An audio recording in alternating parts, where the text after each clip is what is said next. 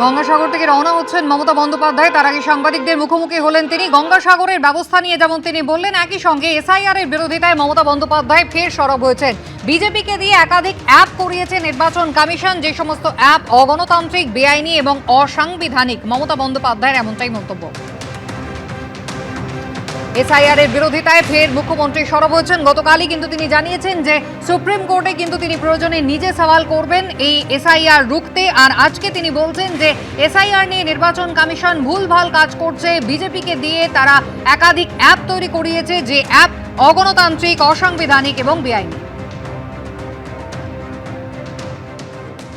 ডাক্তারের ব্যবস্থা, অ্যাম্বুলেন্সের ব্যবস্থা, আপনার বাসের ব্যবস্থা, সমস্ত বাস মানে একটাই সিঙ্গেল টিকিটে যাতায়াত করতে পারবে।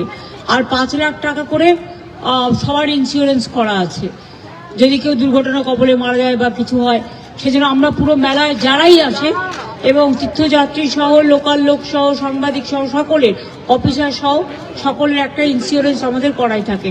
আর গঙ্গাসাগরের ব্যাপারে যে তীর্থকর ছিল বামফ্রন্টের আমলে, সেটা আমরা তুলে দিয়েছি। সুতরাং আমরা মনে করি সবকিছু ভালোভাবে হোক। কালকে আবার আউটরাম ঘাটে প্রোগ্রাম হবে, দেখা হবে। সবাই ভালো থাকবেন, সুস্থ থাকবেন, সুন্দর থাকবেন। আর এসআইআর এর ব্যাপারে আমি সবাইকে বলবো, ভুল ভাল করছে ইলেকশন কমিশন। জীবিতদের মৃত দেখাচ্ছে, বয়োজ্যেষ্ঠদের নাকে নল পরিয়ে নিয়ে যাচ্ছে, এবং যেসব অ্যাপ করেছেন বিজেপির আইটি সেলকে দিয়ে, সেগুলো ইললিগাল, আনকনস্টিটিউশনাল, আনডেমোক্রেটিক। এভাবে চলতে পারে না।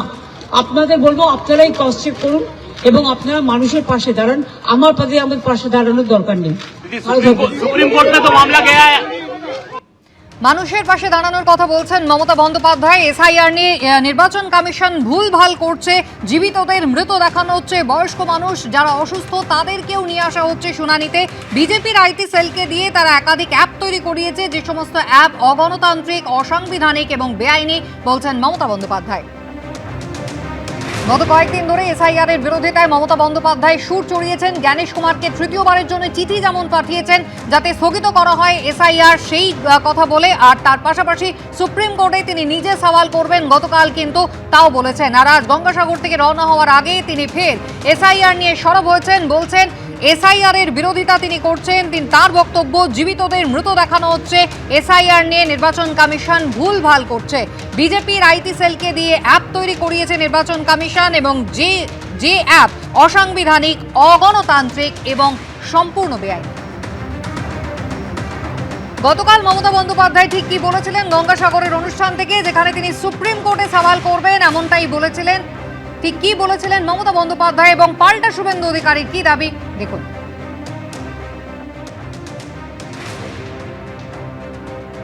আগামীকাল কোর্ট খুলবে, আমরাও আইনে যাব। এত মানুষের মৃত্যু, এত মানুষকে যেভাবে হ্যারাস করেছে তার বিরুদ্ধে, এবং প্রয়োজন পড়লে আমি নিজেও পারমিশন চাইব। দরকার হলে আমিও সুপ্রিম কোর্টে গিয়ে মানুষের হয়ে আমি প্লিড করব, আমি মানুষের হয়ে কথা বলবো। আমি নট অ্যাজ এ লয়ার যাব, আমি লয়ার আছি, আমি নট অ্যাজ এ লয়ার যাব, আমি একজন সাধারণ নাগরিক হিসেবে আমি তো আমার কথা বলতেই পারি। দিনের পর দিন সুপ্রিম কোর্টে যাচ্ছেন, মানুষের দেহ করের টাকা খরচা করছেন, আর ধারাবাহিকতা বজায় রেখে প্রত্যেকবার পরাজিত হচ্ছেন। মুখ্যমন্ত্রী খুব ভালো করেই জানেন যে সুপ্রিম কোর্টে গিয়ে ফলাফলটা কি হবে, কারণ তামিলনাড়ু যে মামলা করেছে সেখানে পার্টি ছিল, পশ্চিমবঙ্গ সুপ্রিম কোর্ট কি বলেছে সকলের জানা। এখন মুখ্যমন্ত্রী কালো কোট পরেই যান আর মুখ্যমন্ত্রী সবুজ রঙের ব্লেজার পরেই যান, ফলাফল কিন্তু একটাই হবে, সেটাও মুখ্যমন্ত্রী জানেন। আর পশ্চিমবঙ্গের মানুষকে, পশ্চিমবঙ্গের মহিলাদের এতটা রাজনৈতিকভাবে অচেতন বা মূর্খ মনে করার কোনো কারণ নেই। মানুষ অনেক নাটক দেখেছে, তবে এই চিত্রনাট্য অত্যন্ত দুর্বল, কোনো সুবিধা হবে না। সুপ্রিম কোর্টে যাওয়ার পরিণতি কি হয়েছে, গতকাল কিন্তু শুভেন্দু অধিকারী এই মন্তব্য করেছিলেন। আজকে শ্রমিক ভট্টাচার্য তিনিও সেই একই কথা বলছেন। মমতা বন্দ্যোপাধ্যায় তিনি কিন্তু এসআইআর নিয়ে গত কয়েকদিন ধরে সুর চড়িয়ে চলেছেন লাগাতার। আজকে কিন্তু তিনি বলছেন এসআইআর নিয়ে নির্বাচন কমিশন ভুলভাল কাজ করছে, বিজেপির আইটি সেলকে ব্যবহার করে অ্যাপ তৈরি করা হয়েছে, যা কিন্তু একেবারে অগণতান্ত্রিক, অসাংবিধানিক এবং বেআইনি। জীবিতদের মৃত দেখানো হচ্ছে, অসুস্থ মানুষ নাকে নল লাগানো অবস্থাতেও তাদেরকে হাজিরা দিতে হচ্ছে, সমস্যায় পড়তে হচ্ছে মানুষকে। হিয়ারিং এর নামে চলছে হয়রানি, আর মমতা বন্দ্যোপাধ্যায় এই নিয়ে কিন্তু সরব হয়েছেন আজও।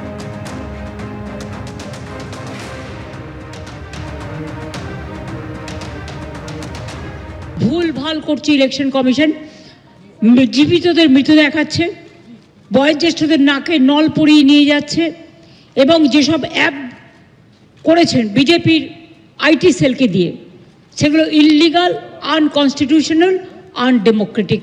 এভাবে চলতে পারে না। আপনাদের বলবো, আপনারাই ক্রস চেক করুন এবং আপনারা মানুষের পাশে দাঁড়ান।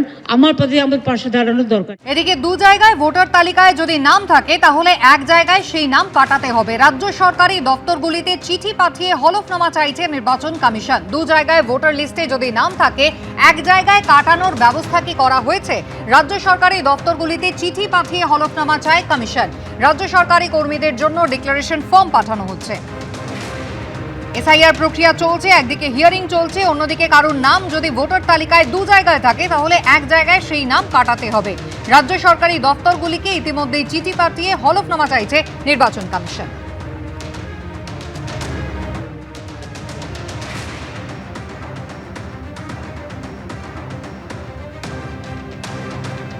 দু জায়গায় যদি ভোটার লিস্টে নাম থাকে তাহলে এক জায়গায় নাম কাটানোর ব্যবস্থা কি করা হয়েছে? রাজ্য সরকারি দপ্তরগুলিকে চিঠি পাঠিয়ে হলফনামা চাইছে নির্বাচন কমিশন।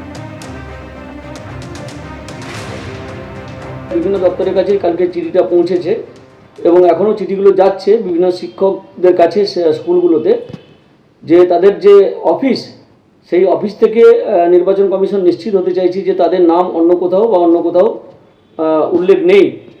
এবং যদি দু জায়গায় ভোটার থেকে থাকেন, যদি দু জায়গায় মানে ডুপ্লিকেট ভোটার হিসেবে থেকে থাকেন, তাহলে সেক্ষেত্রে তারা একটা জায়গায় নাম ডিলিট করার জন্য যে তারা আবেদন করেছেন সে ব্যাপারে কিন্তু নিশ্চিত হতে চাইছে নির্বাচন কমিশন।